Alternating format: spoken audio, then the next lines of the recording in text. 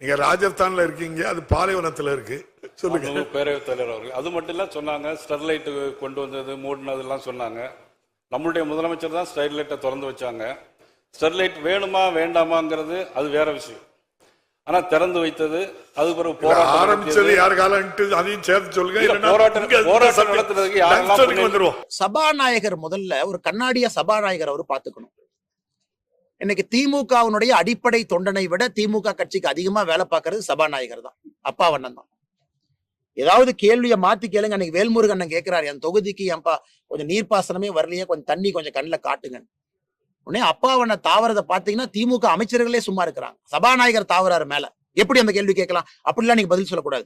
பொத்தம்பதுவே எப்படி சொல்லுவீங்க? வரவே வராதுன்னு சொல்லக்கூடாது. அதே போல பாரதிய ஜனதா கட்சியினுடைய 4 எம்எல்ஏக்கள் கேள்வி எழுப்பினாலும் கூட அப்பாவண்ண அப்படியே மேல தாண்டுவார். ஆனா இன்னைக்கு சபாநாயகர் அவர்கள் தன்னுடைய இருக்கைக்கு நடுநிலைமையா இருக்கணும். இருக்கிறாங்கிற கேள்வி நான் வைக்கிறேன். ஆட்சியினுடைய பாதி விஷயத்தை போய் பேசுறதே அவருதான். அந்த சட்டமன்றத்தை திமுக சார்பாக நடத்தி கொண்டு செல்வதே சபாநாயகர் அவர் தான், அப்பாவையா.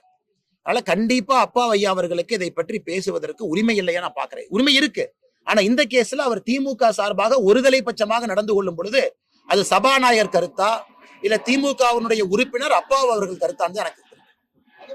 இரண்டாவது, அண்ணன் திருமாவளவன் அவர்களை பொறுத்தவரை நம்முடைய தமிழகத்தினுடைய மேதக ஆளுநர் RN ரவி அவங்க என்ன சொல்லியிருக்காங்க பாருங்க. சுப்ரீம் கோர்ட் கைட்லைன், இங்க பாருங்க UGC guideline, 4 member search committee.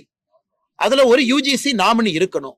நீங்க நாமினி போடாம நீங்க வைஸ் சான்சலர் செலக்ட் பண்ணீங்கன்னா அந்த வைஸ் சான்சலர் ப்ராசஸ்ல இருக்கிறவங்க கோர்ட்டுக்கு போய் ஸ்டே வாங்குவாங்க. அவர் சொல்வதிலே நியாயம் இருக்கத்தானே செய்யுது.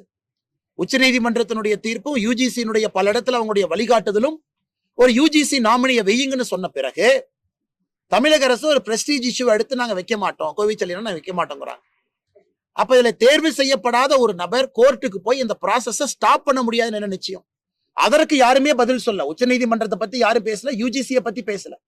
இவர்கள் ஆளுநருக்கும் தமிழகத்தினுடைய உயர்கல்வித்துறைக்கும் சண்டை போட்டுட்டு இருக்காங்க. இன்னைக்கு பிரச்சனை என்னங்கன்னா, இதனால 6 கல்விக்கூடங்கள் 6 பல்கலைக்கழகத்துல வைஸ் சான்சலர் இன்னைக்கு இல்லை. இந்த பஞ்சாயத்துல பாதிக்கப்படுறவங்க யாரு? மாணவர்கள். சிஸ்டம் இல்ல, கான்வகேஷன் பாதிக்கும்.